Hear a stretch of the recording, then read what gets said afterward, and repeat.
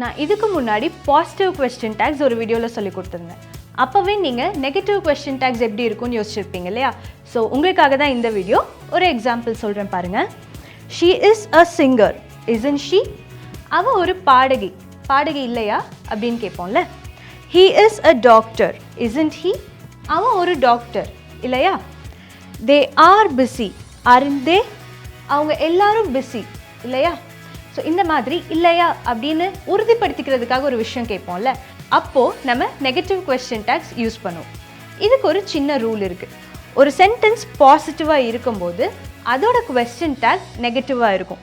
இப்போ இங்கே isn't she, isn't he, aren't they இதெல்லாம் நெகட்டிவ் கொஸ்டின் டேக்ஸ். ஸோ இந்த வீடியோ உங்களுக்கு புரிஞ்சுதா?